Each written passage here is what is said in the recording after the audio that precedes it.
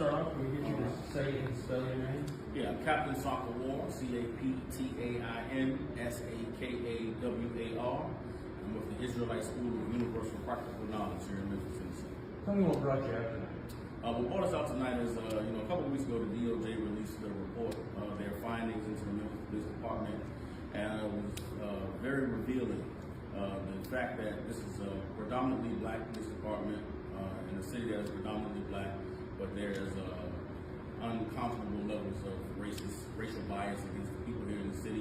Having lived in Memphis, Tennessee for several years, I have experienced and witnessed firsthand the unjust treatment that black people receive here in the city. And so I came out tonight to really raise some questions that the DOJ found in their findings to see if there was an element of white supremacy present in the Memphis Police Department, and if not, how do they account for the unjust treatment of black people in a majority black city with a majority black police department.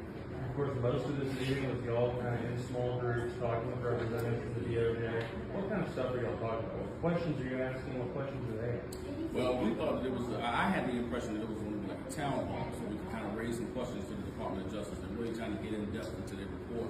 But like you said, they broke us up into smaller groups, and they wanted to get feedback from the community on what ideas we had to give to them to increase the police's effectiveness and how they deal with the community. And it was taken aback a little bit because how can we be expected to give them solutions or give them ideas on how to fix the problem that they are the ones who are saying they can come in to fix it? So the questions we had for them was, what did they suggest, and what did they feel they could implement to change the culture here in Memphis? Because again, if there's not an element of white supremacy in the department, then how do you account for these black people mistreating other black people in the community? So we weren't really able to get answers. Again, like you said, we were broken down into smaller groups. So there was some good dialogue amongst the community citizens. We all have shared experiences and we've seen what is taking place here in the city. And so we were able to talk candidly about what we feel is the issue of the problem. But in terms of being able to get to the solutions, the Department of Justice wasn't really able to provide us with anything at this point. Of course, they put out that list of recommendations, but a lot of it is, they're suggestions, but it's kind of abstract stuff. And of course, the city's not really cooperating. They said they're not going to go under that consent decree. I believe at the beginning of that meeting, they said they're going to have a few more like this. What do you want to see done?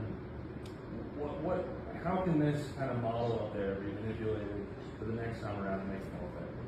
Well, I think, like you said, the outline they gave was vague and very broad. And I think that we need some specifics in terms of what can be done to change the culture and the overall perception that the police department has with the citizens in the city. I think that the problems and the issues here in Memphis are long-standing. If you read that report, it almost reads as though the DOJ did a 1950s investigation into a Mississippi police department, Alabama police department, or Louisiana police department would read the same way. And so it's troubling that in 2024 we still have these systematic issues in police departments. And I want to know if the issue is policing in general, or is there something specific that's going on here in Memphis that can actually be identified and be rectified. So I think going forward, having a format that allows us to question the DOJ and really get in depth into what their policies and their solutions are could be beneficial for the citizens to have some hope to look forward to the future. And what am I forgetting to ask you about? What else would you like to say? I think that the problems here in Memphis, Tennessee are not going to be solved by the police department. I don't think they're going to be solved by the mayor's office or the governor's office. I think that we as the citizens of the city have to get together and find some solutions among ourselves. I think we have to come together and look at the morality that is in the city. I think we have to look at the leadership.